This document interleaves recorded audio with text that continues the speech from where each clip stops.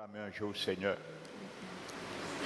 Le jour que tu es rentré, Seigneur, sur cette âne, Seigneur, on te l'a proclamé, Seigneur. Car tu avais donné à ce peuple cette vision, que tu viendrais un jour.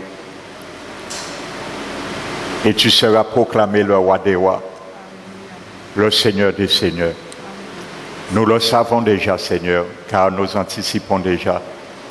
Ton règne, ton royaume, Seigneur, est en miniature dans nos cœurs.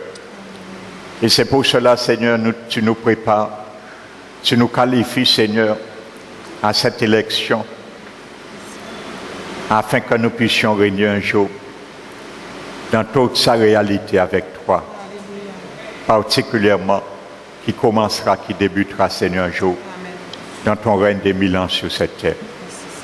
Tu seras le roi des rois, le Seigneur des seigneurs. Oh mon Dieu, ton trône sera installé sur cette terre un jour.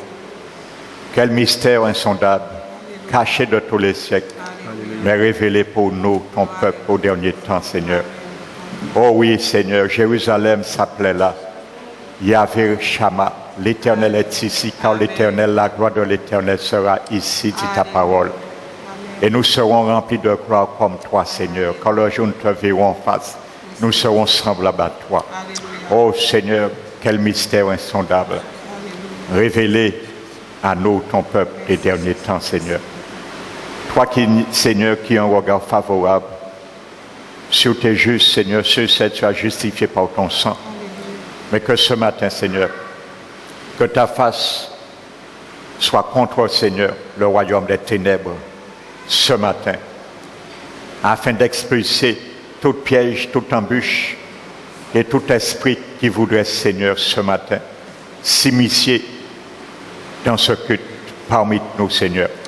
Que tes anges, Seigneur, combattent en notre faveur, la faveur pour la gloire de ton Saint-Nom. C'est pour cela, ce matin, je prends autorité au nom de Jésus, de lier toute forteresse du diable et de chasser ces démons au nom de Jésus.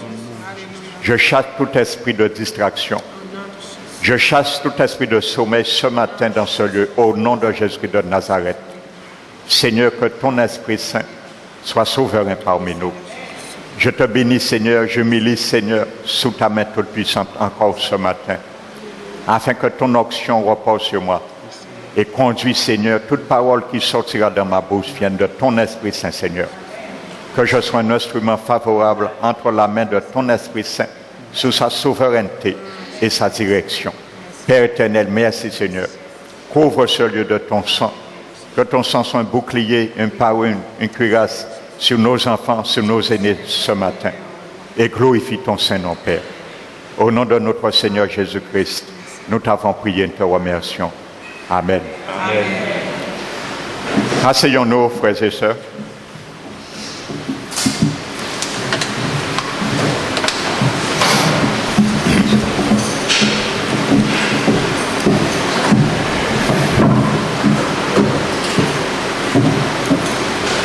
Je bénis mes frères et sœurs, ceux que je n'avais pas vus saluer ce matin. Soyez tous les bienvenus dans la présence de notre Dieu, notre Père Céleste. Alléluia. Et soyons attentifs ce matin. Ce matin, ce sera plus un enseignement qu'une prédication. Alléluia. Le Seigneur m'a mis à cœur de parler d'un sujet un peu controversé, alléluia, parmi le peuple de Dieu. Ce sujet s'appelle la Trinité. Vous savez pourquoi l'Esprit de Dieu m'a interpellé, bien que j'avais déjà succinctement touché ce point, mais j'avais particulièrement avec vous mis l'accent sur l'Esprit de Dieu, qui est la troisième personne de cette Trinité, qui est une personne divine et qui est aussi Dieu. Mais aujourd'hui, nous allons voir quand il habite vraiment. Parce qu'il faut que nous comprenions ce fait. Parce que vous savez, nous sommes habités par un Dieu. Alléluia. L'Esprit de Dieu, qui est Dieu, il vit en nous. Donc nous devons savoir la nature de notre Dieu, celui qui nous habite. Alléluia. Parce que j'ai déjà entendu tellement de messages, de sujets controversés sur cela, même à la radio. Je vous dis, j'ai déjà même entendu des propos à travers la bouche de certains serviteurs, des propos blasphématoires concernant la Trinité. Alléluia. Donc, parce qu'il y a certains qui m'interpellent également sur cela, des frères et sœurs aujourd'hui. Et je sais, je comprends la difficulté parce que c'est un sujet qui n'est pas facile à saisir.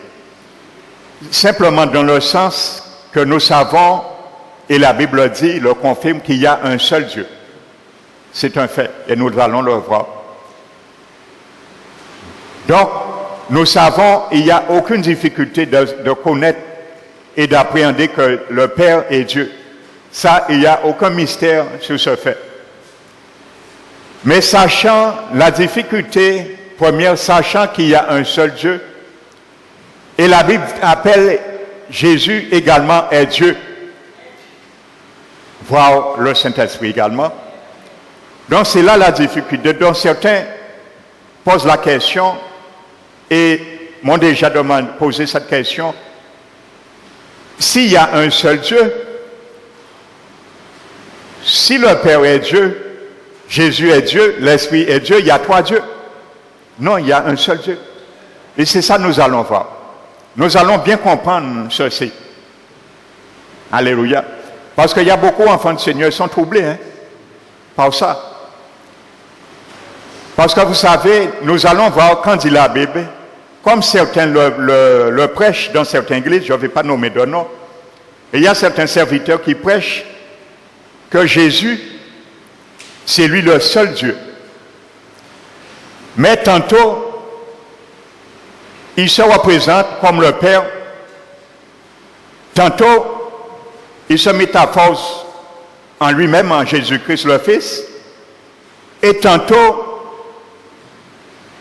il se métamorphose en Esprit Saint. Donc tantôt, il est le Père. Tantôt, il est lui-même le Fils. Et tantôt, il est l'Esprit Saint. Donc nous allons voir déjà cette doctrine n'est pas la pensée ni des patriarches de l'Ancien Testament, ni des apôtres et ni de Jésus. Premièrement, ça nous le mettons à côté. Alléluia.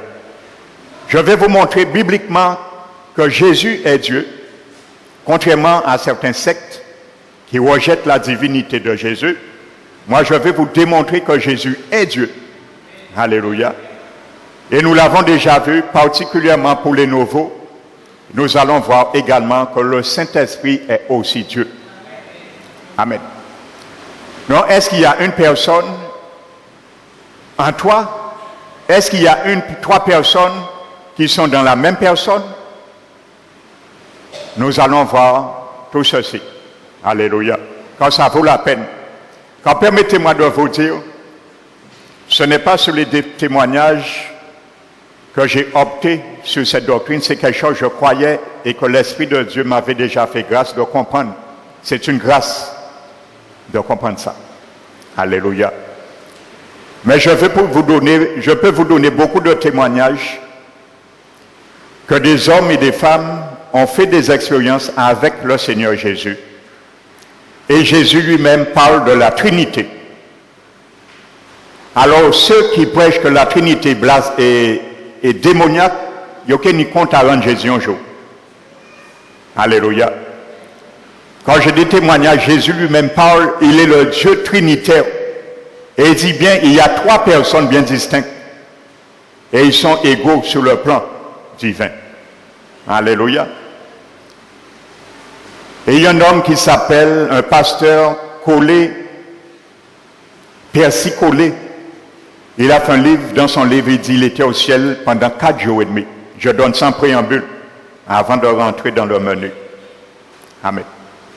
Il a fait 4 jours et demi, précisément, son esprit et son âme au ciel. Son corps était mort. Il est passé par la mort et il est revenu à la vie. Il dit qu'il était au ciel. Il a parlé avec les patriarches, l'apôtre Paul, Abraham, ainsi de suite. Il dit qu'il a, à un moment donné, pas vu, parce que la Bible dit, Jusqu'à aujourd'hui, personne n'a vu le Père, ce qu'on appelle Dieu le Père. La Bible dit personne ne peut voir le Dieu, mais implicitement le Père. On a déjà vu le Père en théophanie. Il y a certains qui ont vu les mains, les pieds du Père, mais jamais sa face.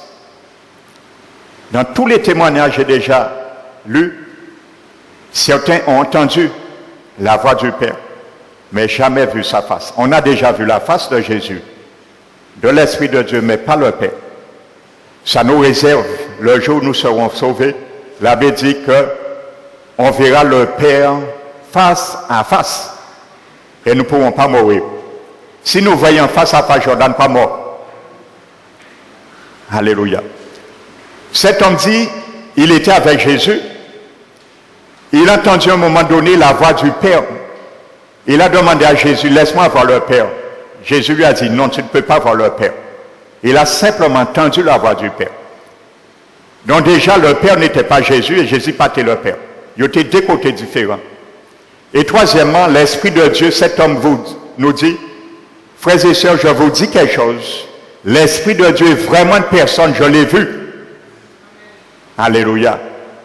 Et il a dit, l'Esprit de Dieu lui-même l'a porté dans ses mains pour l'ordonner, parce que Jésus, à un moment donné, cet homme au ciel, il a demandé à Abraham, il a demandé à l'apôtre Paul, il a demandé d'autres patriarches d'imposer leurs mains sur la tête de l'âme et l'esprit de cet homme. Et Jésus, en finalité, a mis ses mains et il a ordonné cet homme au ciel. C'est l'Esprit de Dieu qui l'a porté dans ses mains. Et il a dit, l'Esprit de Dieu était assis et les enfants étaient assis sur ses genoux en train de parler avec lui. Alléluia. Donc voici déjà une présentation de la Trinité, le Dieu unique en trois personnes. Il a vu le Père, il a entendu, Jésus était là et l'Esprit était là. C'était trois personnes bien distinctes, ils n'étaient pas un seul qui faisait les trois. Alléluia. Et j'aurais pu donner beaucoup de témoignages. La Bible dit un témoignage est authentifié sous la déposition de deux ou trois témoins. Nous allons voir d'autres témoins à travers la parole de Dieu ce matin. Alléluia. Amen.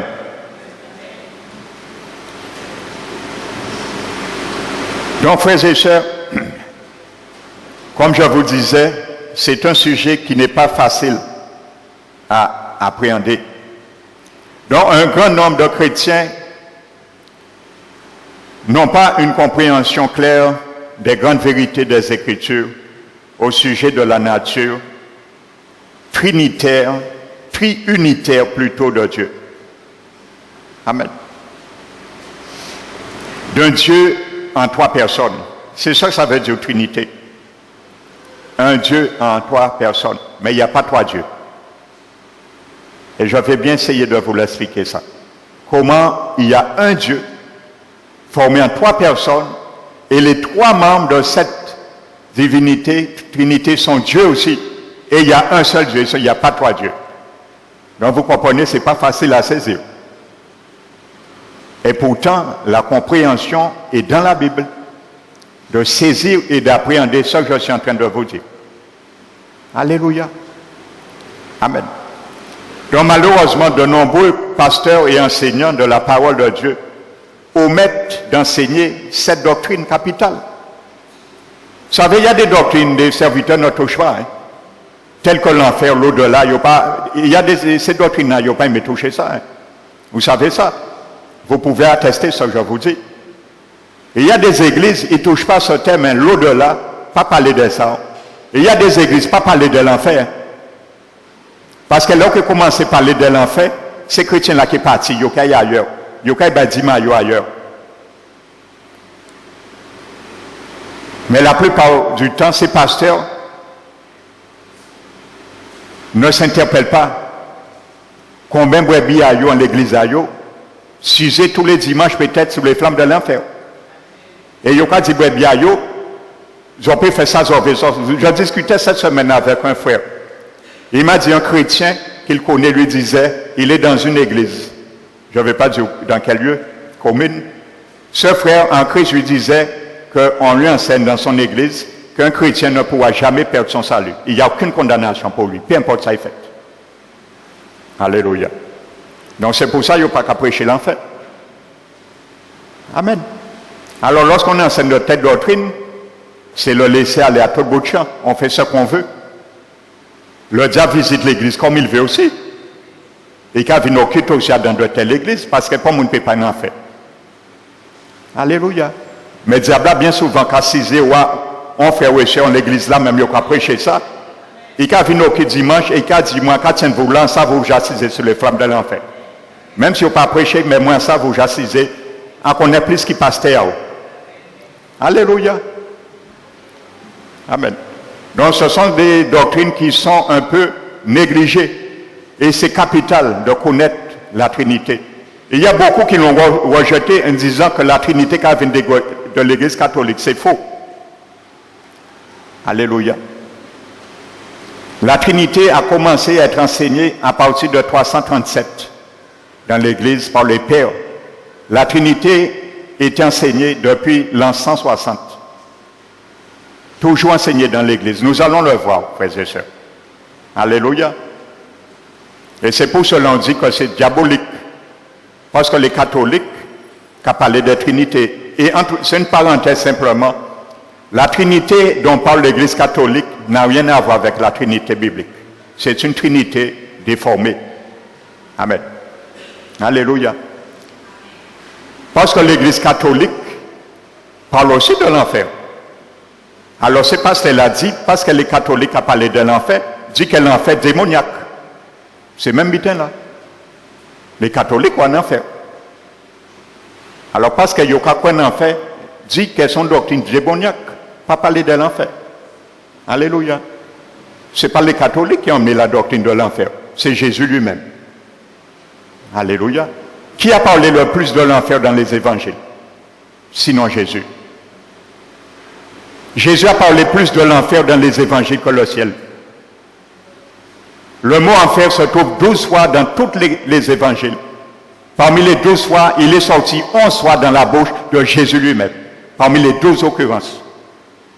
On trouve le mot enfer 12 fois dans les évangiles. Parmi les 12 occurrences, 11 fois dans la bouche de Jésus lui-même. Alléluia. Ne soyons pas au-delà, au plus haut que le maître. Amen. Nous devons prêcher ce que Dieu nous demande de prêcher. Alléluia. Alors si certains serviteurs ont perdu ce mandat, moi, je fais ce que Dieu me conduit à faire. Alléluia. Donc je disais, frères et sœurs, c'est une doctrine qui est capitale, beaucoup le négligent. Nous devons connaître la nature divine de notre Dieu. Dès les premiers versets du livre de la Genèse jusqu'au livre final de l'Apocalypse, nous trouvons de nombreuses déclarations inspirées affirmant qu'il n'existe qu'un seul Dieu, c'est un fait. Cependant, il est clair également que la parole de Dieu affirme constamment et souvent dans ces mêmes versets que ce même Dieu est révélé en 3 personnes. Amen. Donc le fait que la doctrine de la Trinité dépasse notre capacité de l'appréhender, et c'est un fait, je le comprends, hein. Je comprends cette difficulté, je vous dis comment il y a un seul Dieu. Le Père est Dieu, Jésus est Dieu. Pourtant, il n'y a pas de Dieu. Nous allons bien le comprendre. Alléluia. Donc du fait que la doctrine de la Trinité dépasse notre capacité de l'appréhender totalement, ne signifie pas qu'elle soit fondamentalement contraire à la raison. Alléluia. Ce n'est pas elle est contraire à la raison. L'autre jour, dans une agence de station d'essence, je discutais avec le gérant de la station, il me disait, il est athée. Il ne croit pas en Dieu. Alors je lui ai dit, est-ce qu'il croit à l'existence de la lumière? Il m'a dit, oui, il le voit. J'ai dit, non, il ne voit pas la lumière. J'ai dit, il ne peut pas voir la lumière. Mais il est obligé d'admettre la réalité de la lumière. Comment? Lorsqu'il actionne l'interrupteur. Mais avec ses yeux, il ne peut voir la lumière parce que la lumière, c'est les circulations d'électrons. On ne peut pas l'appréhender avec nos sens physiques. Mais il est obligé d'admettre la réalité de la lumière parce qu'il voit les effets. Quand il allume son interrupteur, la lumière jaillit. Alors je lui ai dit, ce n'est pas parce qu'il ne voit pas la circulation des électrons qui va nier l'existence de la lumière. Je dis c'est la même chose, ce n'est pas parce qu'on ne voit pas Dieu en personne qu'on va nier la réalité de son existence.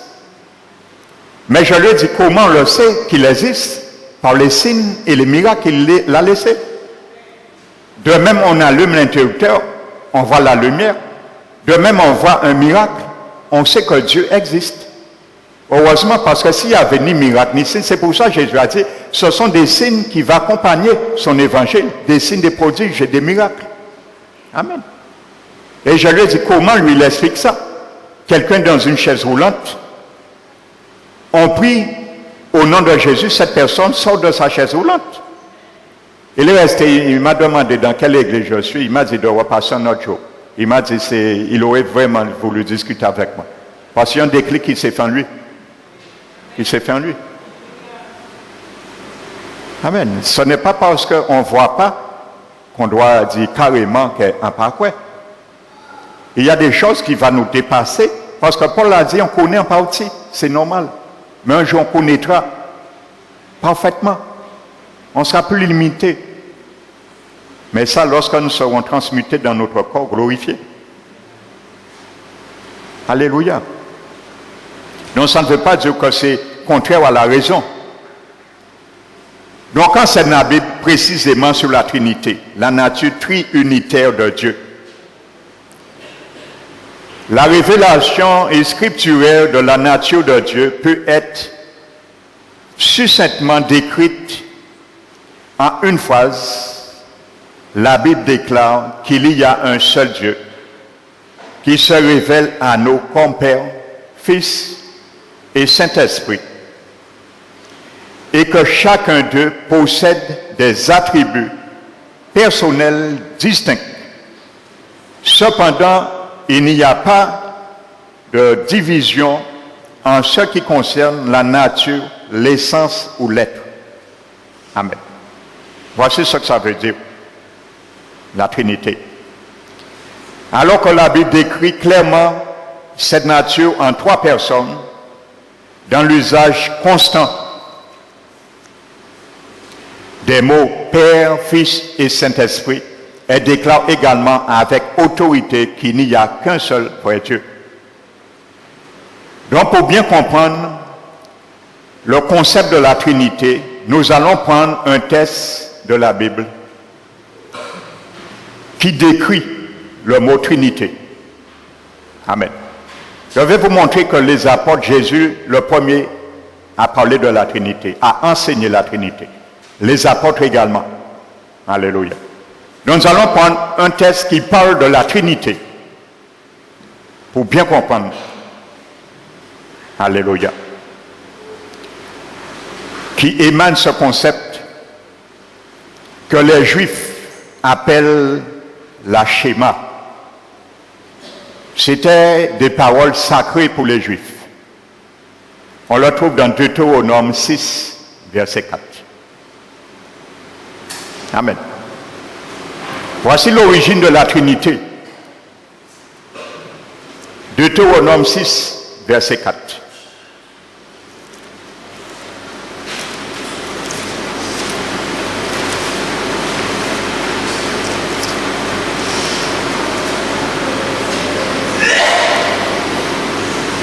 Deutéronome 6, verset 4. Écoute Israël. L'Éternel, notre Dieu, est le seul éternel. Écoute Israël.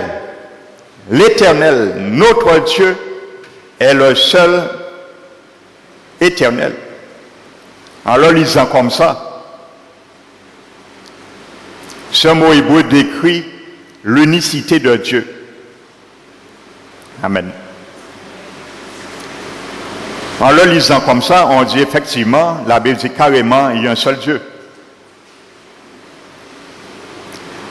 Mais entre le lire et savoir le contenu, c'est deux choses différentes. Donc, en hébreu, le mot qui a été traduit par seul, c'est le mot Ehad en hébreu. Ce mot qui est là, le seul, en hébreu, c'est Ehad. Et je vais vous donner qu'est-ce que ça veut dire ce mot hébreu. Et vous allez me dire aussi, c'est pas la Trinité. Amen. Ce mot qualifie une unité. Amen. Ce n'est pas une unité numérique, mais une unicité. Nous allons comprendre qu'est-ce que ça veut dire. Je donne la définition. Donc le mot Ehad qualifie une unité formée de différentes parties ou plusieurs éléments en un seul. C'est pas ça que ça veut dire Trinité. Un Dieu en plusieurs parties. Voici l'origine de la Trinité. Ce mot décrit la Trinité. Alléluia. Le mot Ehad en hébreu. Amen. Donc, c'est biblique. La Bible dit qu'il y a un seul Dieu. Il est unique, mais il est constitué de plusieurs parties, de plusieurs personnes. Et nous allons voir les différentes personnes maintenant. Parce que nous devons les connaître et les voir dans la Bible. Amen. Donc voici déjà l'origine du mot Trinité. Pourquoi Jésus enseignait la Trinité et pourquoi les apôtres enseignaient la Trinité et pourquoi les Juifs croyaient à la Trinité. Amen. Donc déjà voici, retenez bien cette définition. Je le répète, le mot Ehad qualifie une unité formée de différentes parties ou plusieurs éléments en un seul.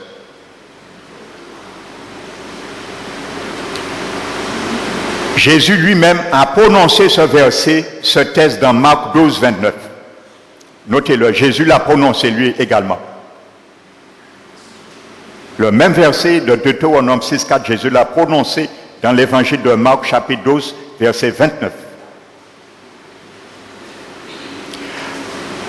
Maintenant, dans la Genèse, Dieu déclare que l'homme quittera son père et sa mère et ils deviendront une seule chair. C'est le même mot Ehad qu'on trouve dans ce verset. Alléluia. J'irai doucement et pas à pas avec vous. Quand nous devons débrayer le chemin pour assainir. Amen. Nous allons prendre quelques versets dans la Bible qu'on retrouve exactement le même mot, seul Ehad, et qui garde la même définition. Quand la Bible dit l'homme et la femme deviendront une seule chair, le mot seul, c'est le même mot Ehad. Amen.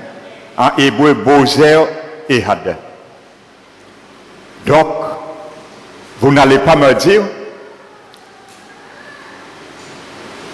que moi et mon épouse font une unité numérique. Ça veut dire on voit une seule personne. C'est ça que ça veut dire. Non. Et pourtant, c'est le même mot hébreu, Ehad, qui est traduit dans ce texte. Ils deviendront une seule chair. Ça veut dire ils seront unis tout en restant deux personnes distinctes avec leur personnalité distincte. Et pourtant, ils font un, la Bible dit. Alléluia.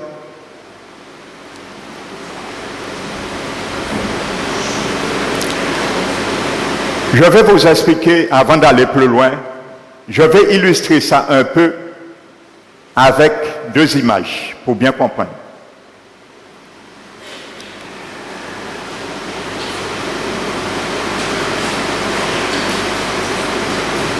Mon frère Olivier, viens, s'il te plaît.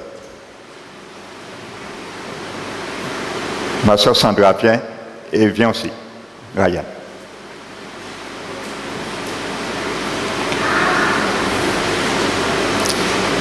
Nous allons bien illustrer quelque chose. Voici la Trinité.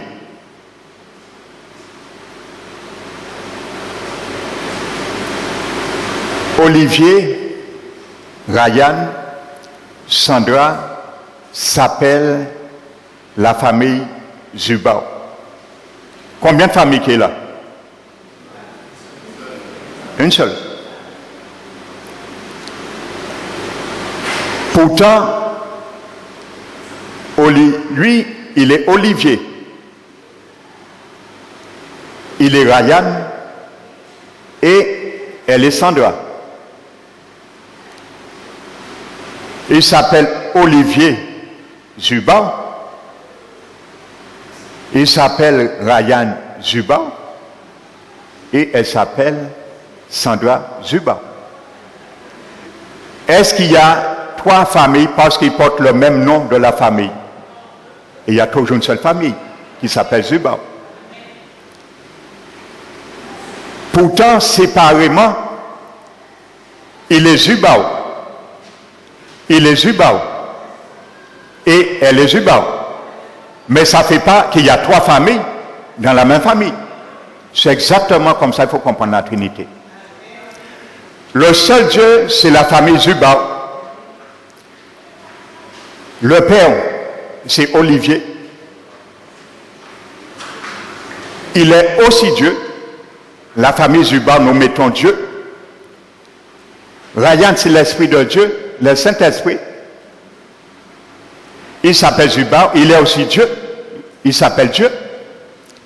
Et Sandra, Jésus-Christ, l'Esprit de Dieu, il s'appelle aussi Dieu, car elle est Dieu, il s'appelle Zubao.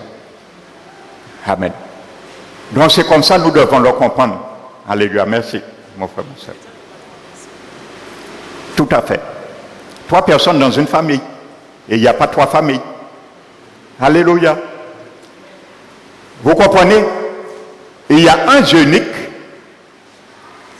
Dans ce Dieu unique, il y a trois personnes bien distinctes qui constituent ce même Dieu comme une seule famille.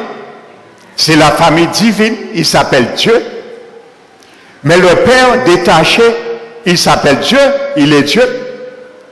Parce qu'il est animé de la même nature que Jésus et du Saint-Esprit.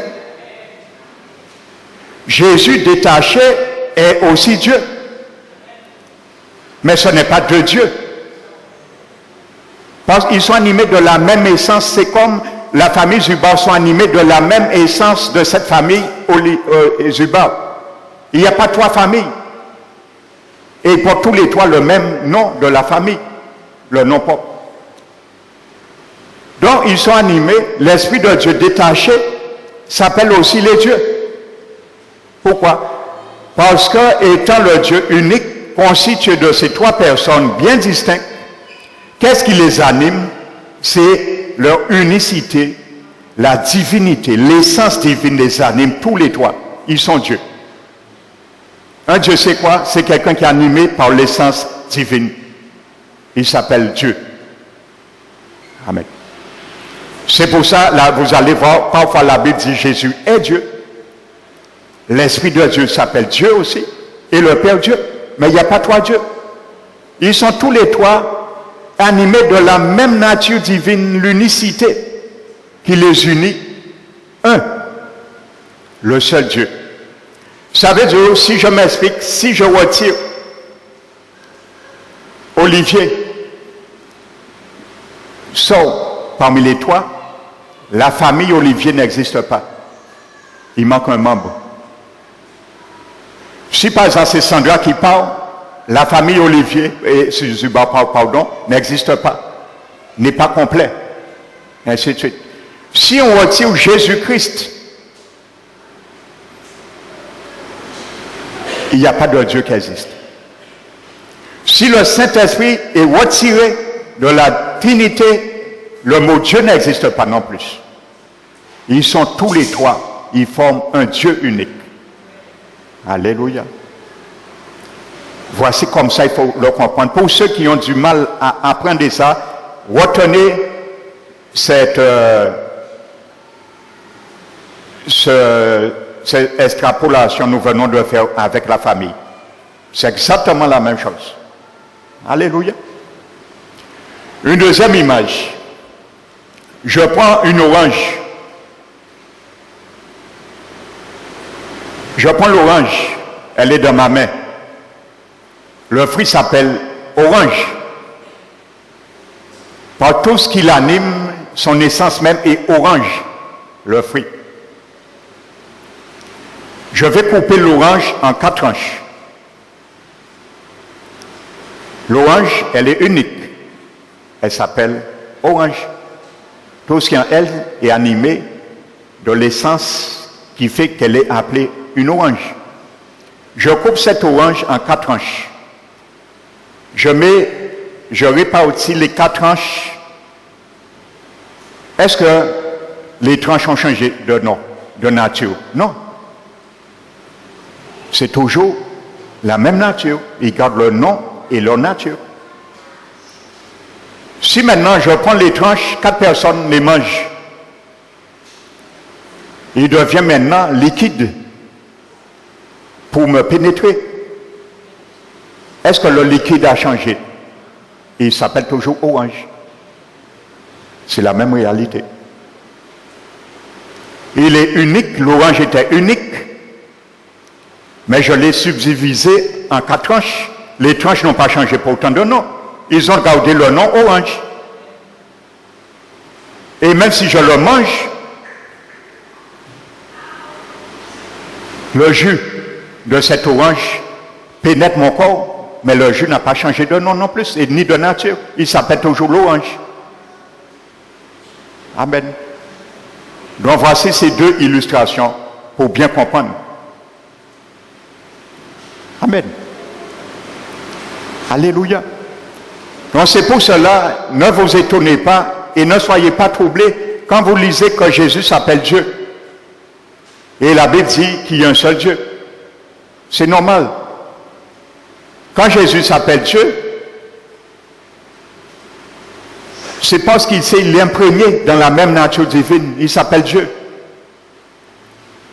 Lorsque la Bible fait mention de Dieu, le Père, c'est la même réalité. Et lorsque la Bible fait mention de l'Esprit de Dieu, qui est aussi appelé Dieu, nous allons le voir. La Bible appelle l'Esprit de Dieu Dieu aussi. Amen. Nous allons le voir aussi. Donc c'est cette même réalité. Amen. Mais comprenons bien cette illustration. C'est un seul Dieu en 3 personnes bien distinctes. Jésus n'est pas le Saint-Esprit. Le Saint-Esprit n'est pas le Père n'est pas Jésus. Et les rois ne sera jamais inversés. Jésus restera Jésus, le Fils. Le Père restera le Père, l'Esprit de Dieu restera l'Esprit de Dieu. Et nous resterons nous. Parce qu'un jour nous serons aussi des dieux. Amen. Nous serons comme Dieu un jour. Nous ne pourrons ni mourir, ni tomber malades. Et nous ne serons pas assujettis par aucune loi de la pesanteur. Nous pourrons nous dépasser à n'importe quel moment nous voulons. Comme Philippe, il s'est trouvé un moment d'un côté à un autre côté. Comme Jésus, le jour qu'il est rentré dans la salle clos, il est rentré, il était en chair et os, son corps glorifié, il est rentré, il n'a pas ouvert une porte.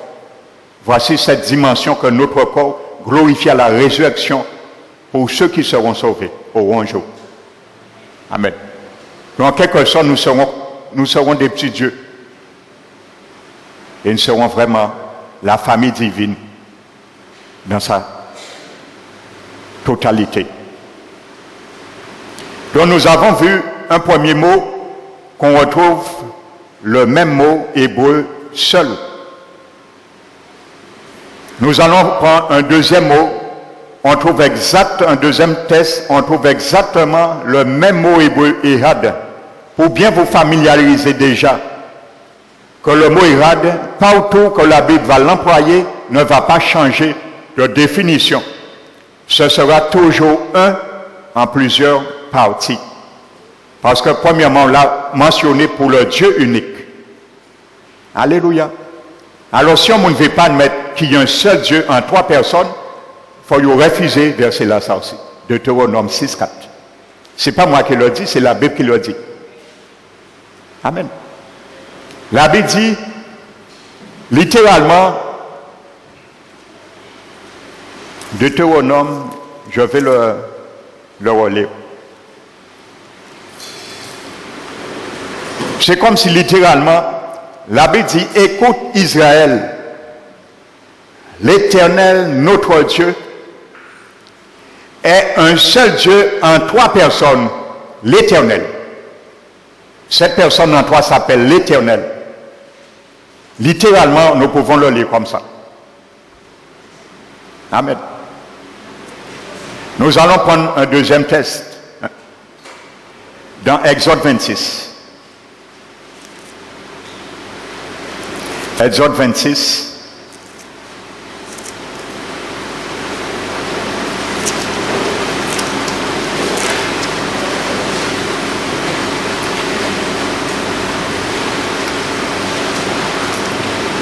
Exode 26, verset 6. Nous retrouvons le même mot Ehad dans ce texte également. La Bible dit, tu feras 50 agrafes d'or et tu joindras le tapis l'un à l'autre avec des agrafes et le tabernacle formera un tout. Un tout. Amen. Tu feras de tapis de poils de chèvre pour servir de tente sur le tabernacle. Tu feras 11 de ces tapis. Alléluia. Nous n'allons pas tout lire, nous allons lire le verset 11. Tu feras 50 agrafes d'airain et tu feras entrer les agrafes dans les lacets. Tu assembleras ainsi la tente qui fera un tout.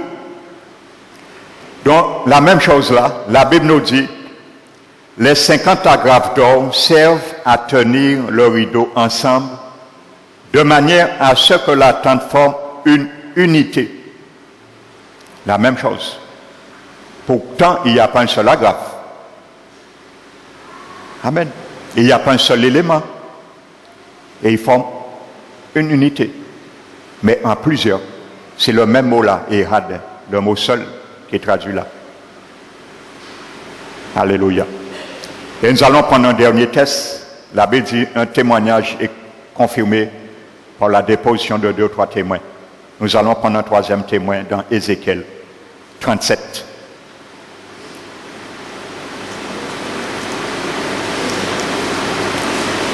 Ézéchiel chapitre 37.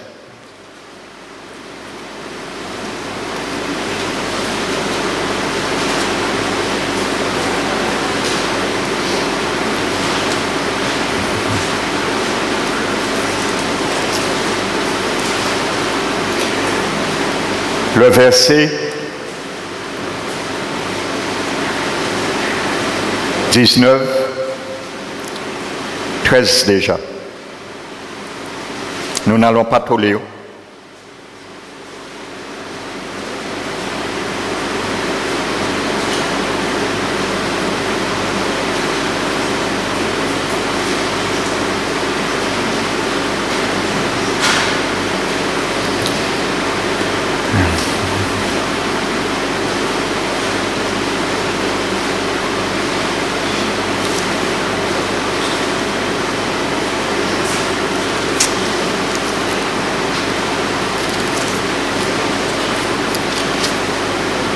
J'ai fait une erreur de notation.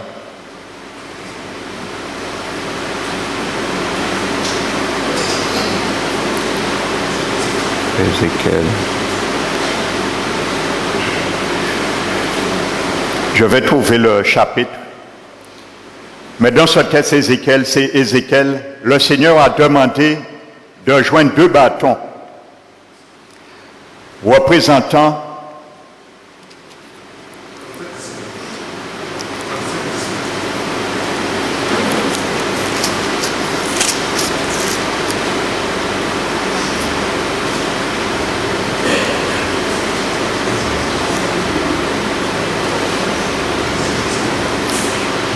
Alléluia. Effectivement, j'étais à la mauvaise page. Je m'excuse. Merci mon frère. Autant pour moi.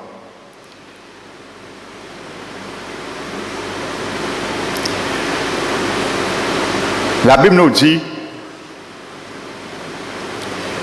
au verset 15, c'est moi qui étais dans une mauvaise page. La parole de l'Éternel, verset 15, chapitre 37, me fut adressée en ces mots. Et toi, fils de l'homme, prends une pièce de bois et écris dessus pour Judas et pour les enfants d'Israël qui lui sont associés. Prends une autre pièce de bois et écris dessus pour Joseph, bois d'Éphraïm et de toute la maison d'Israël qui lui est associé. La Bible nous dit, rapproche-les l'une de l'autre pour enfermer une seule pièce, en sorte qu'elle soit unie dans ma main. Et à la fin du verset 19, la Bible dit, et j'en formerai un seul bois, en sorte qu'il ne soit qu'un dans ma main.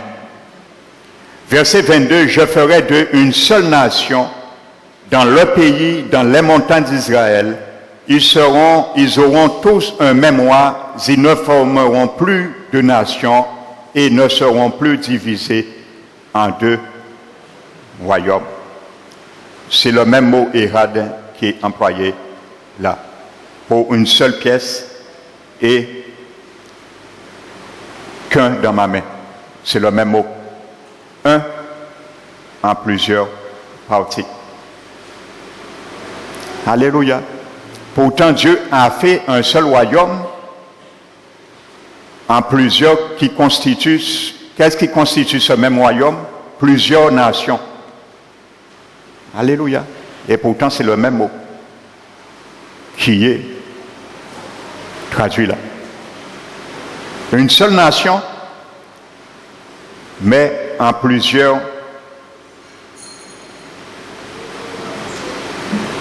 tribus. Donc ça tient debout. Chaque fois qu'on va trouver ce mot dans la Bible, c'est la même réalité, la même définition. Alors nous ne devons pas changer de définition à Érad par rapport à la Trinité. C'est la même définition. Un en plusieurs. Un Dieu en 3 personnes. Deutéronome 6:4. Amen. Donc c'est la même réalité. Dieu dit il est un seul Dieu en 3 personnes.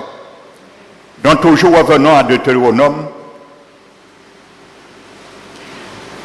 Celui qui les prononce utilise tout d'abord le nom de Dieu. Nous allons venir maintenant sur Deutéronome encore. Parce qu'il y a un enseignement formidable. Donc celui qui prononce ces paroles, écoute Israël, l'Éternel, notre Dieu, est le seul éternel. Il utilise tout d'abord le nom de Dieu au singulier. Soyez attentifs, nous reprenons le même verset. Ça veut dire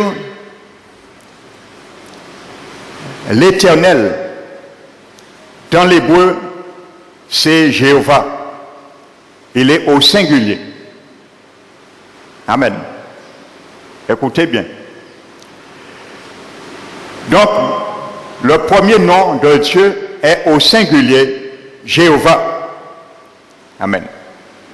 Pour l'Éternel. Ensuite, le nom de Dieu passe au pluriel. Notre Dieu, dans le grec, c'est Elohim.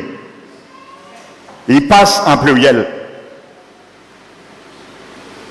L'auteur cite le singulier il passe secondement au pluriel. Vous savez, le mot en hébreu, im, un mot qui se termine par im, c'est synonyme équivalent le S ou le X en français pour un mot pluriel. Alléluia. Quand c'est le singulier en hébreu, ce n'est pas Elohim, mais Eloah. Amen. Donc maintenant, c'est passé. Deuxièmement, notre Dieu est au pluriel Elohim. Ça veut dire plus exactement le mot Dieu a un X. Et tandis Jéhovah n'a pas de X. Amen. Et troisièmement, le nom repasse au singulier Jéhovah, l'Éternel, dans ce mot. Amen. Et il conclut enfin avec un.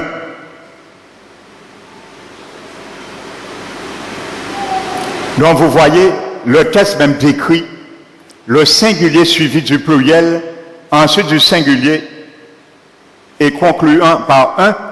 L'unicité montre qu'il y a vraiment un Dieu unique au singulier et que ce Dieu unique est constitué de plusieurs personnes parce qu'il passe au pluriel. Alléluia.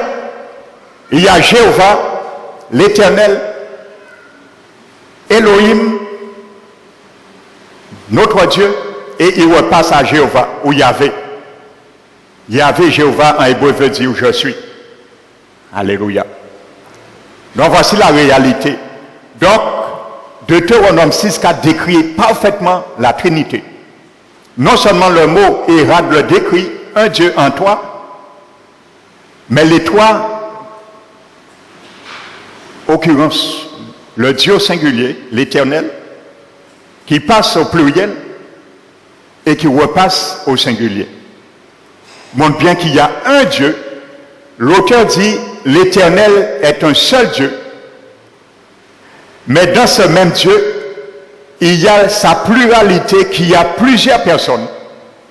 Comme nous l'avons vu, la famille Zuba est unique, une seule famille, bien que les trois portent le même nom de famille, il n'y a pas trois familles Zuba, il y a une seule famille, et bien qu'ils soient tous trois appelés Zuba. Alléluia, il y a un seul Dieu. Bien que le Père est appelé Dieu, Jésus est appelé Dieu, l'Esprit Saint est appelé Dieu, il n'y a pas trois dieux, mais il y a un seul Dieu, unique, et dans sa pluralité constitue plusieurs personnes. Alléluia. Amen. Normalement, avec ça seulement, j'aurais pu m'arrêter sur la Trinité. Avec ça seulement. Uniquement Deutéronome 6,4. C'est parlant. L'hébreu se parle elle-même. Alléluia. Amen. Donc la plupart des gens, bien sûr, en entendant cette affirmation, pourraient se dire que la simple signification est une déclaration directe qu'il n'y a qu'un seul Dieu. Et c'est vrai. Mais comme nous l'avons vu, cependant, comme il a été mentionné plus haut, l'usage mystérieux du nom pluriel de Dieu, Elohim, suggère que ce passage contient aussi la révélation de la nature mystérieuse de Dieu, le Dieu un en toi. Comme trois en un et un en trois, c'est ça que ça veut dire Trinité. Quand on consulte les anciens livres juifs qui couvrent la période comprise entre le retour de la captivité à Babylone, parce que Dieu avait châtié son peuple à Babylone pendant 70 ans. Amen. Donc, à cette époque, c'était en l'an 536 avant Jésus-Christ. Donc, comprise depuis le retour de la captivité à Babylone et la destruction du second temple qui s'est fait à 70 après Jésus-Christ par Titus. Nous le savons, nous l'avons appris par l'histoire. On est étonné d'y découvrir que de nombreux sages juifs ont enseigné le mystère de la Trinité en se basant précisément sur le passage de Deutéronome 6.4. Pendant ce laps de temps, des sages juifs enseignaient la Trinité. Amen. Donc ce n'est pas l'Église catholique qui enseignait ça. Ils prennent un coup et ils falsifié. Parce que le diable n'a pas aimé prendre l'original à bon Dieu, laisser cogner la propre sans tâche, il a entaché, il a fait photocopie. C'est le diable qui a entaché l'original de la Trinité. Ils font photocopie et laisser une tache en l'air. Parce que tout ça est entaché de mensonges et de tromperies, de subtilité. Amen. C'est Dieu lui-même qui a amené sa parole, son enseignement, pour bien comprendre la nature de qui il est. Et pour que nous puissions appréhender qui nous habite, pour être conscients qu'il y a un être suprême en la personne de Dieu, l'Esprit de Dieu qui nous habite. Et il faut nous bailler gloire en vie en nous. Alléluia. Et il y a certains serviteurs qui, j'ai déjà entendu dire, il n'y a pas de gloire à l'Esprit de Dieu. Mais je donne gloire à Dieu. Il mérite la gloire aussi. Il est Dieu. Alléluia. Le Père mérite la gloire. Jésus mérite la gloire. L'Esprit de Dieu mérite la gloire. Ils sont tous trois Dieu. Il n'y a pas de différence. Jésus a dit, mon Père n'est pas plus grand que moi. Alléluia. Il ne parlait pas au niveau fonctionnel, au niveau essence divine. Le Père n'est pas plus grand que Jésus. Et Jésus n'est pas plus grand que l'Esprit de Dieu. Au niveau unicité, l'essence divine. Tout ce qui anime le Père, il baigne dans la même essence divine. Anime Jésus et il anime l'Esprit de Dieu. C'est pour cela ils sont unis. La Bible appelle un. Ils sont unis. Il n'y a pas de confusion. La Trinité était dans la création. Ils étaient trois là, nous allons le voir. Lors de la création, la Trinité était là. Le Dieu Trinitaire était là. Lors de la rédemption, le Dieu Trinitaire était là. Alléluia. Dans tout ce qu'il fait, ils coopèrent à toi. Alléluia. Ils sont un. Ils sont tous trois Dieux. Alléluia. Et quand Jésus appelle Dieu son Père, c'est uniquement par rapport à l'incarnation. Et c'est pour cela que beaucoup ont du mal à saisir ça. Et quand dit, mais Jésus a crié, papa et père, mais c'est normal. C'est par rapport à l'incarnation. Le Dieu venu, son Père. C'est uniquement là.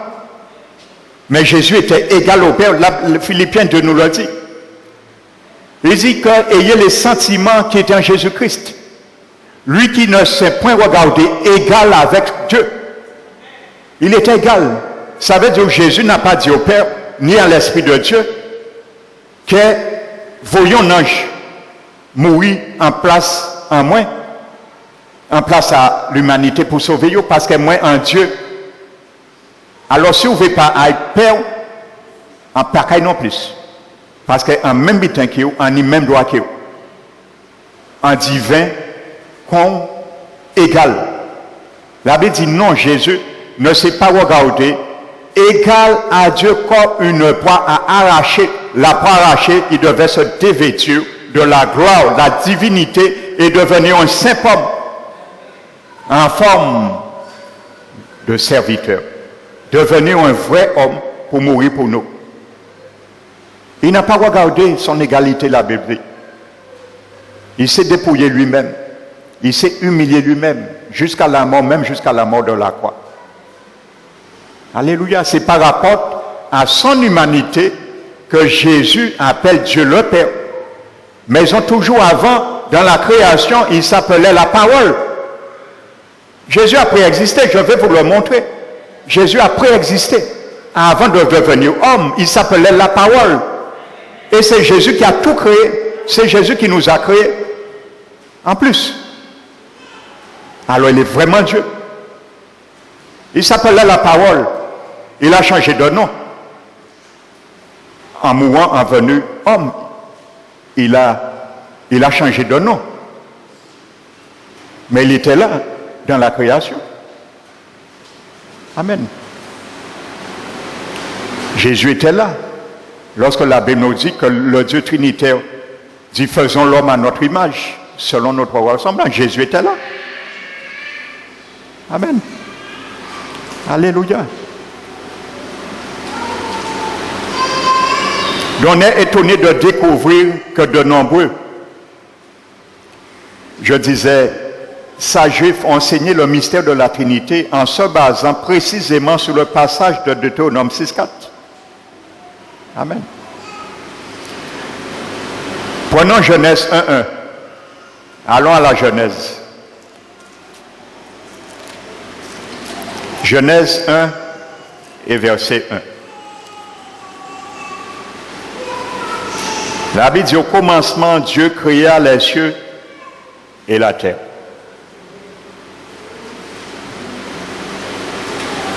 Dans ça également, l'auteur inspiré a utilisé le mot Elohim, Dieu au pluriel. Là également, c'est Elohim en pluriel.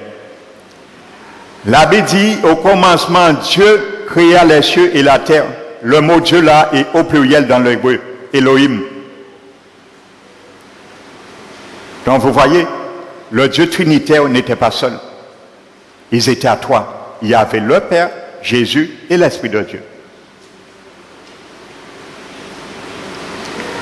Qui est le nom pluriel de Dieu. Amen. Plutôt que le nom singulier de Dieu. Le mot singulier de Dieu, c'est Eloah. Là, c'est Elohim.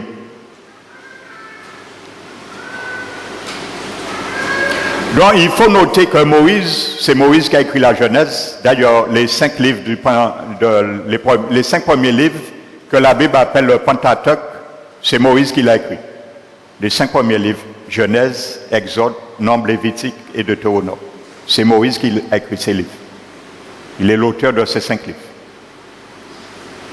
Donc il faut noter que Moïse utilise ce nom pluriel pour Dieu plus de 500 fois dans les 5 premiers livres de la Bible. Vous avez compris? Moïse, l'auteur des 5 premiers livres de la Bible, il emploie le mot Elohim pour parler de Dieu, le pluriel du mot Dieu, 500 fois dans les 5 premiers livres de la Bible. Le mystère, c'est que le nom pluriel de Dieu, Elohim, apparaît avec un verbe au singulier à chaque fois qu'il utilise le mot pluriel de Dieu. 500 fois. Alors ça pèse fort. Un nom pluriel et un verbe singulier. Amen. C'est contraire à la règle grammaticale. Alléluia. Chaque fois Moïse utilise le mot Elohim pluriel de Dieu, le mot pluralité de mot Dieu, c'est suivi, accompagné d'un verbe singulier. Un verbe singulier. Qui prouve bien qu'il n'y a pas 3 dieux, le verbe est au singulier, mais il y a un Dieu qui est dans sa pluralité. Alléluia, c'est ça que ça veut dire. Parce que dans l'hébreu Elohim, littéralement, on aurait pu dire les dieux disent, faisons. Amen. Non. Créa plutôt. Les dieux disent, créons.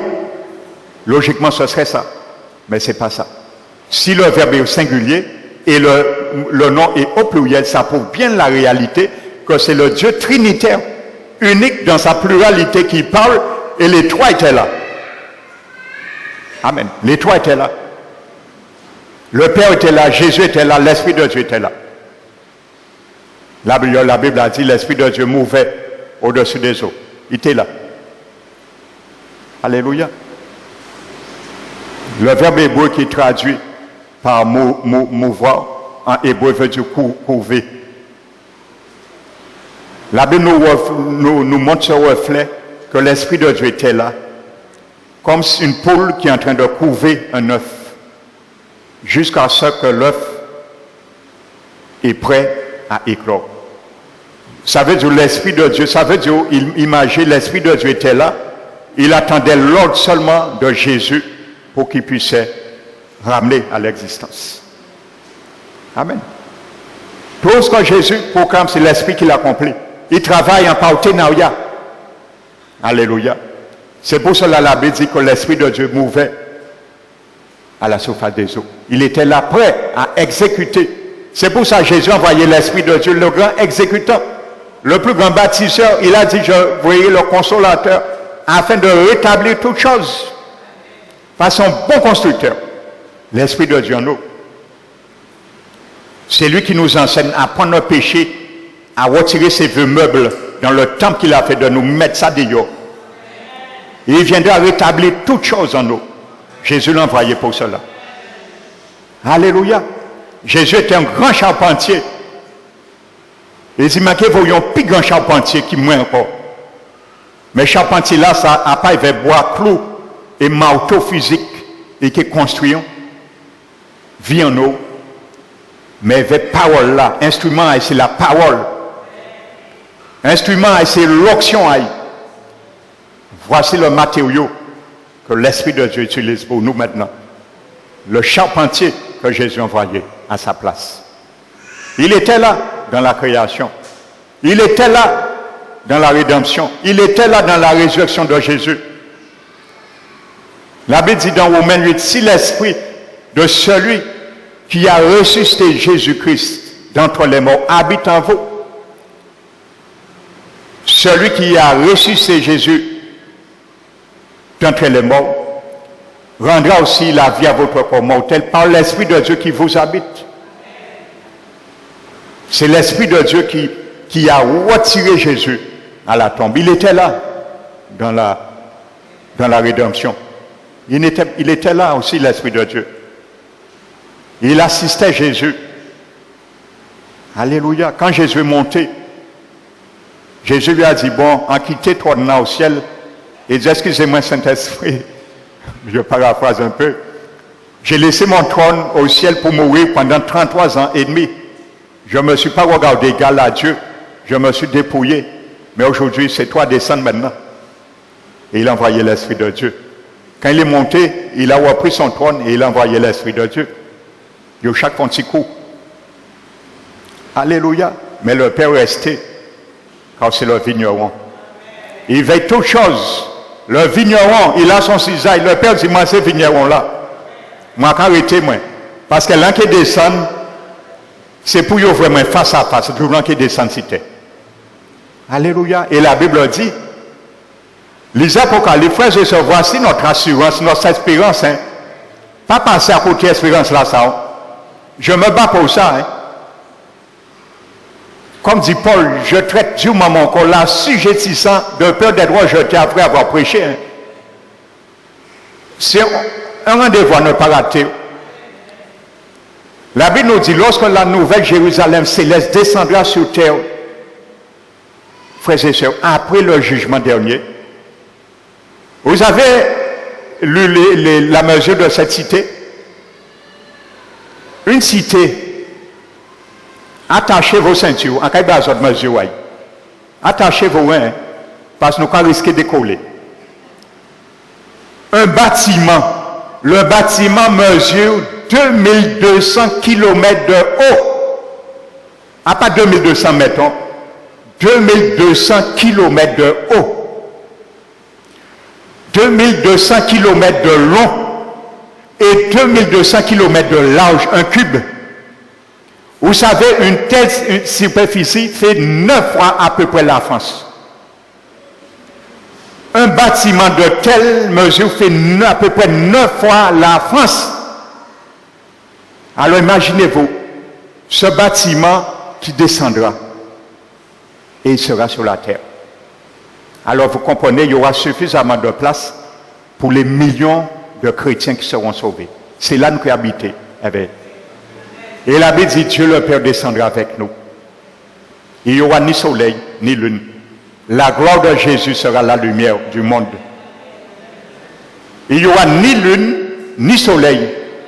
La gloire de Jésus va éclairer le monde entier. Il n'y aura pas d'ombre. Il n'y aura pas d'ombre. Vous savez, le soleil, aujourd'hui, si il y en a là, il y a le soleil. Il y avait les feuilles de l'ombre. Dans la lumière, il y a quand même de l'ombre avec la lumière du soleil. La gloire de Jésus, il n'y a pas d'ombre. Péni ombre en bas pied bois. Ça n'existera plus. Ce qu'on appelle les ténèbres, il n'y aura ni nuit ni jour. Ce sera la lumière totale, 24 sur 24, pas ni nuit. Voici ce qui nous attend, frères et sœurs. Alléluia. J'ai eu l'occasion d'emmener un enseignement sur cela, l'eschatologique des derniers temps. Pour réjouir votre cœur, vous préparez vraiment à aller au ciel. Quand ça vaut le coup de nous préparer de ce qui nous attend. Pour voir aujourd'hui, beaucoup rejettent cette grâce pour être dans le système à le monde. Qu'est-ce que Dieu nous demande de dire oui? Oui seulement, et commandez nous faire. Je dois pas dire mon évangile, Jésus vient me nous. Acceptez le Seigneur, il va dire oui mais, oui mais. Pas ni oui mais. On dit qu'on s'en dit oui, mais nous, quand ils vivent dans un bâtiment paré d'or, frères et sœurs, qui mesure un cube dont les côtés font 2200 km. Ah non, moi, vivre ça. Hein.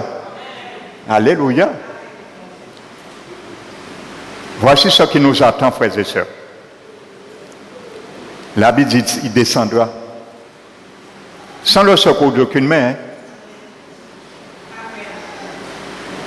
Alléluia. Le fondement de ça fait 70 mètres. Fondement à bâtiment là, ça. Aïe, on maçon fait en fondement comme ça. La Bible nous dit le fondement, le béton coulé, le fondement fait 70 mètres d'épaisseur, béton coulé. 70 mètres. Alléluia. Vous savez, Dieu, nous devons savoir qui est Dieu. Hein. Frères et sœurs, ça doit nous frapper notre entendement. C'est pour cela Paul a dit, Paul a fait une expérience dans l'au-delà. Il nous l'a dit dans 2 Corinthiens 12. Il a dit, il a vu des choses qui ne lui étaient pas permis de raconter. Des choses que les yeux n'ont point vues au ciel, l'oreille n'a point entendu et qui n'est point monté au cœur de l'homme. Je comprends l'apôtre Paul. Frères et sœurs, mais aujourd'hui, il y a vivre là même. Ça a été vrai il y a dans les jours là. Parce qu'il est au ciel maintenant, Paul. Alléluia. Dieu lui avait montré un aperçu. Donc, quand nous avons l'aperçu du ciel, Seigneur, frères et sœurs, ne faisons pas marche arrière. Pour quoi que ce soit, aucune situation, pour pas mon situation, circonstance. Alléluia. Comme la sœur Janine disait, bientôt, effectivement, il faut être prêt.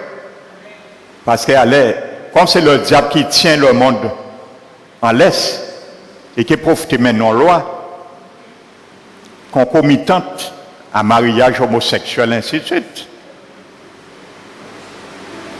Pour faire les gens accepter, comme ils t'apprennent les ancêtres nous, c'est gaulois, ainsi de suite.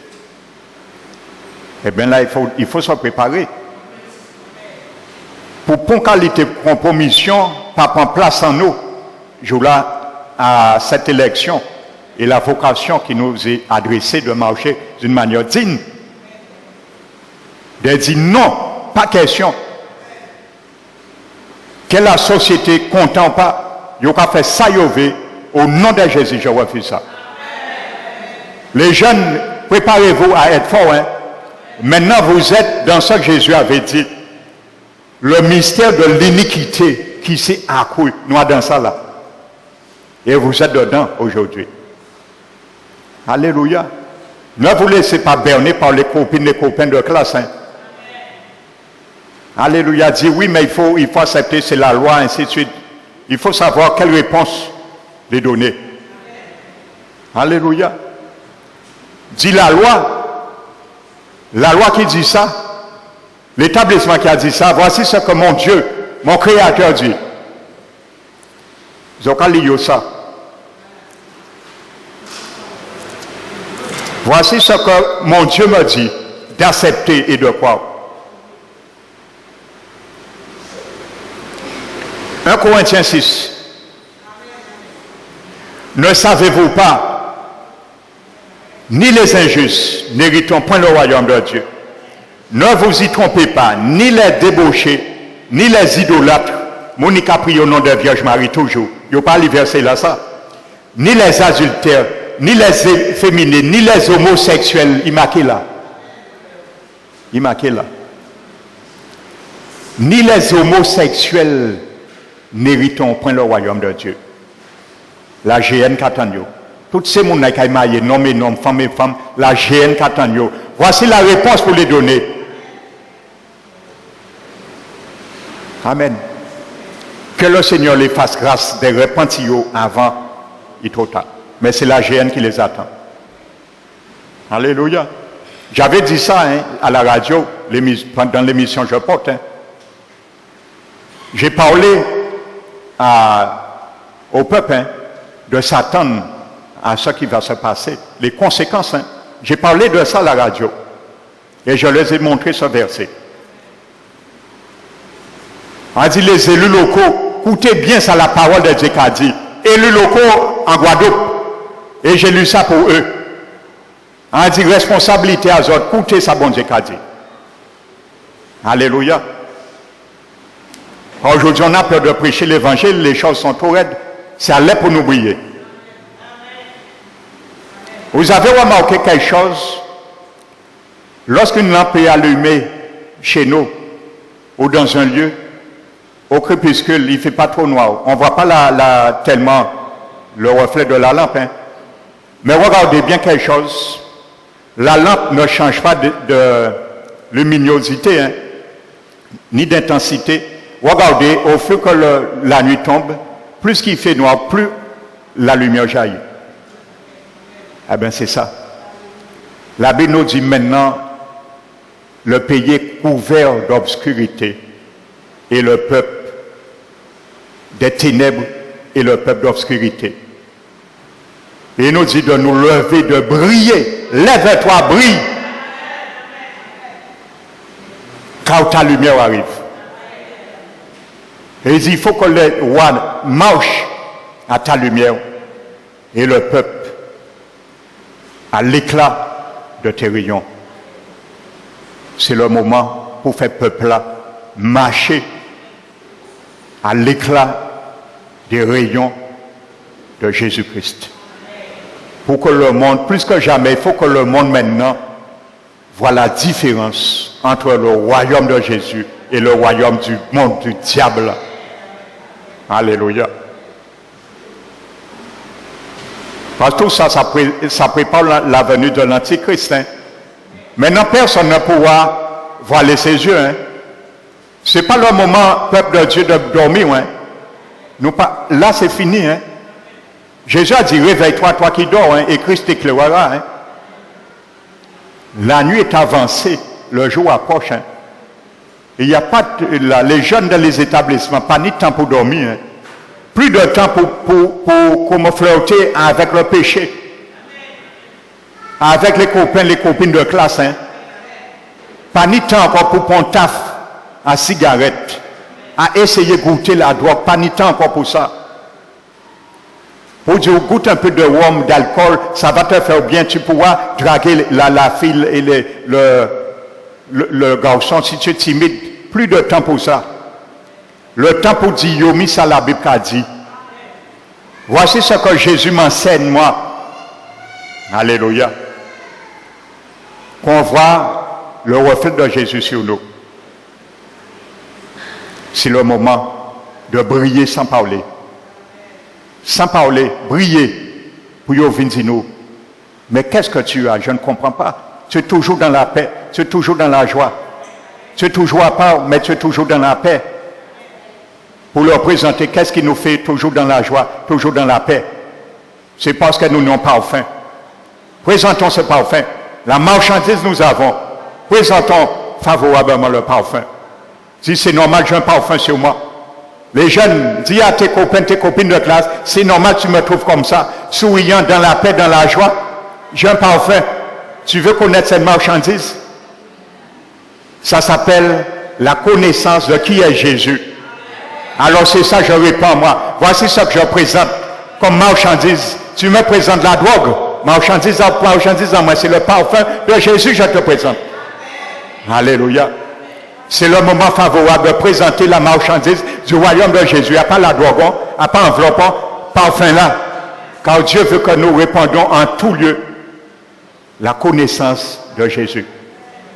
Voici ça que les jeunes, il faut répandre maintenant dans les établissements. Le parfum de Jésus, ça va tirer. Alléluia. Un parfum qui attire.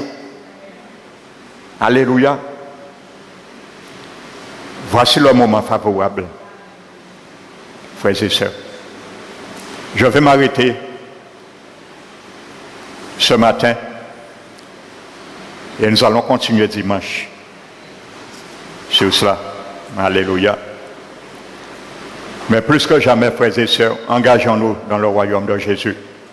Plus que jamais, laissons l'Esprit de Dieu nous pousser vers l'avant et de nous fortifier à tous égards.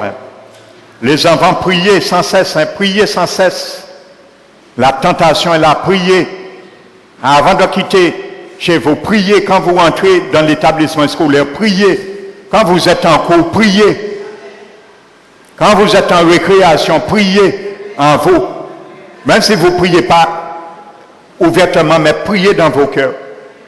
Chaque 10 minutes, priez 10 minutes dans vos cœurs. Quand tu vas rentrer à la maison, tu auras fait 1h20 de prière déjà. Chaque 1 heure, prie 10 minutes dans ton cœur.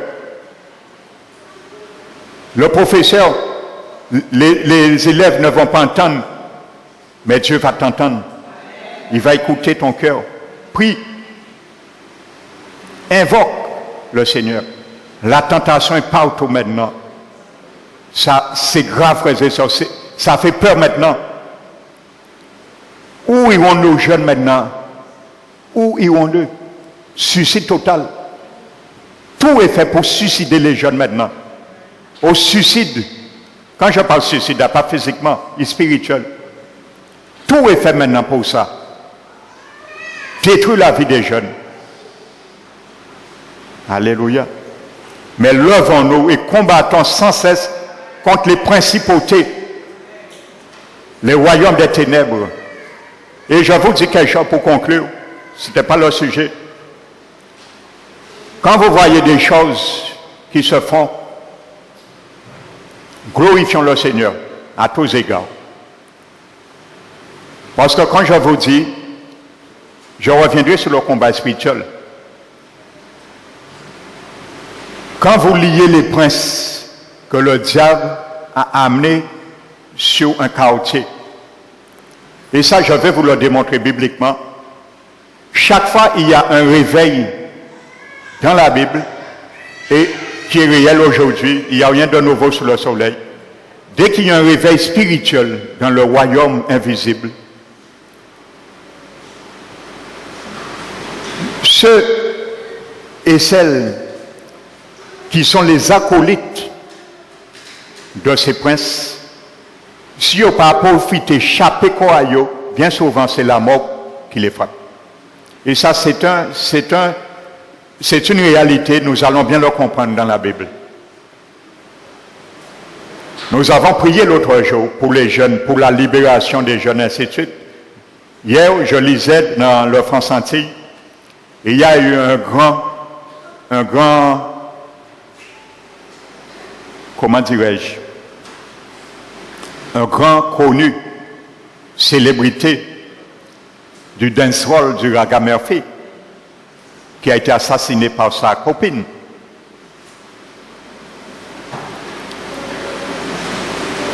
Qu'est-ce qui se passe bien souvent?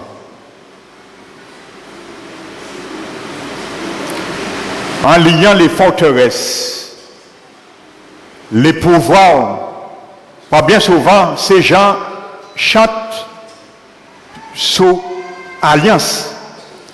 Lorsque l'Église se lève, je vous donne la réalité de ce qui se passe aussi, frères et sœurs. La même réalité qui se passe en haut se passe sur la terre. Lorsque vous liez, l'Église lie ces démons, ces princes qui assurent le pouvoir à que ce soit célébrité ou quoi que ce soit, l'œuvre de l'Église se lève, il lie le pouvoir. À ce moment, la personne qui est sous alliance, pour soit se protéger aux célébrités, il prend protection encore. Et bien souvent, la mort a frappé. Il faut bien comprendre ça, hein, ce qui se passe. Quand l'Église se lève pour prier, il y aura toujours des réactions que nous allons ressentir sur la terre. Amen. Alléluia. Parce que nous passons combien de gentil monde, célébrité là, ça, j'ai été mené en enfer, par rapport à la drogue, par rapport à le dancehall, à la ragamuffin, musique pervers corrompue dans ce siècle présent. Alléluia. Parce que le Seigneur écoute la prière de son Église, il l'exauce. Et plus que jamais, c'est le combat spirituel nous qui fait pour la nation. C'est comme ça se passe. Alléluia. Amen. J'en participe pour la mort de ce jeune, parce qu'en sablaye actuellement. Mais il faut comprendre cette réalité aussi. Il y a un choix à faire. Quand l'Église se lève, il lie les forces, tout le monde qui s'y alliance pour voir, il n'y a pas protégé encore. Alléluia. Alors ils ont un choix aussi à faire. Parce que le pouvoir est lié à ce moment. Et à ce moment, il peut être frappé à n'importe quel moment. Pas Dieu qui les frappe, hein, ni par nous, hein, les circonstances font que.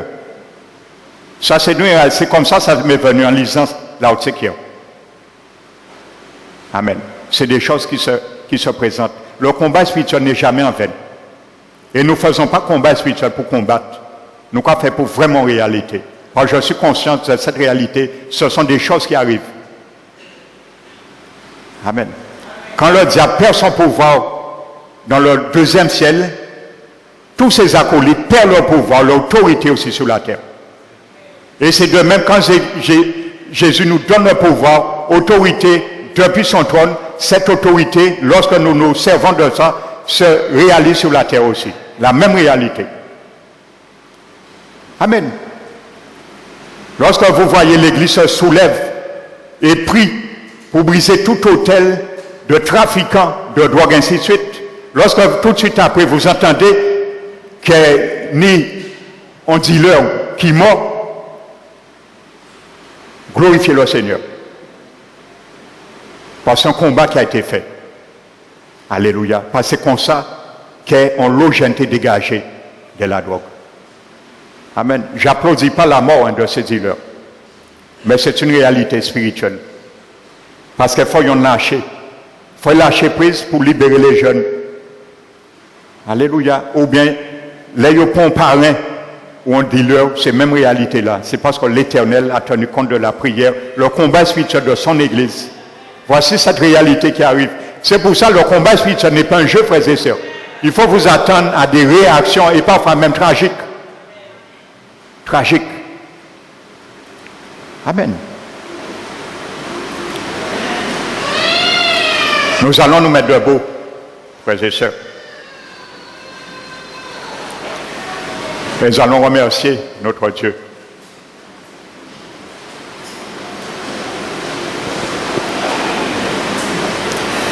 Fermons nos yeux. Seigneur, merci mon Dieu. Nous t'élevons, Seigneur, pour ta sainte doctrine, Seigneur. La doctrine, Seigneur, que beaucoup, Seigneur, évitent de parler en pensant faire du tort à ton peuple, mais loin de là, Seigneur. Ça ne peut que réjouir nos cœurs, nous faire du bien, Seigneur. Car tout ce que tu donnes est bon, Seigneur. Car toute bénédiction vient de toi. Nous enrichissent, Seigneur, lorsqu'il vient de toi, n'est suivi d'aucun chagrin. C'est pour cela que nous te bénissons, Seigneur. Merci, Seigneur, pour ce point de vue, Seigneur. Panoramique que tu nous as fait cibler, Seigneur. Que tu es vraiment un seul Dieu unique, mais en trois personnes bien distinctes, Seigneur. Tu es Père, Fils et Esprit Saint, Seigneur. Je te bénis, Seigneur, pour ce fardeau que tu as mis dans mon cœur, Seigneur, afin de le partager avec ton peuple. Merci, Seigneur, pour ce que tu vas préparer pour nous à travers, Seigneur, cet enseignement, mon Dieu. Nous te glorifions, mon Dieu. Dispose nos cœurs à apprendre, Seigneur, à apprendre par ta sagesse, mon Dieu, de façon que nous puissions vraiment nous dégager plus que jamais de toute, Seigneur, parole, de tout ce qui est hérétique, Seigneur. Nous délier, Seigneur, et rejeter, Seigneur, tous ceux qui nous chargeaient, Seigneur, inutilement, à travers les mauvais concepts, Seigneur, que nous avons ingurgités, Seigneur. Mais aujourd'hui, Seigneur, fais grâce, Seigneur, que ton peuple, Seigneur, puisse vraiment susciter encore de la foi, Seigneur, de l'intérêt pour ta parole. Et pourquoi, Seigneur, seul ton Esprit Saint, Seigneur, ce matin, je te demande cette grâce, puisse convaincre un cœur de cette réalité. Car lui-même est la troisième personne de la Trinité, le Dieu trinitaire qui nous habite. Et c'est avec toi, nous voulons faire un avec ton esprit, habitant notre esprit, Seigneur. Apprends nos cœurs à se tourner vers le Seigneur et de toujours devenir une même chair avec lui. Nous t'élevons, Père, nous te glorifions, mon Dieu. Seigneur, merci, Seigneur.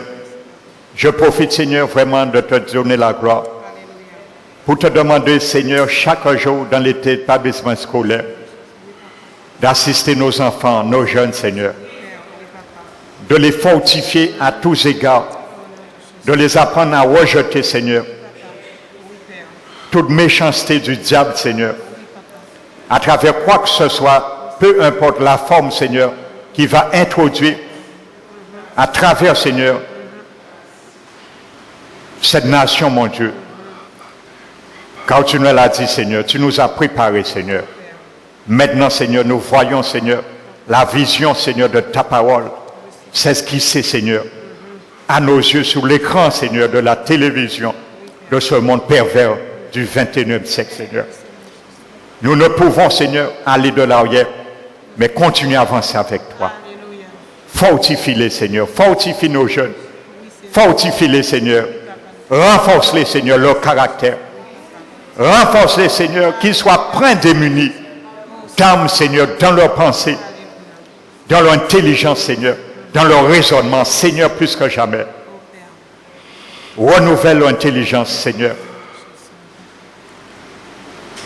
Donne-leur, Seigneur, un langage exercé pour répondre, Seigneur, l'espérance qui est attachée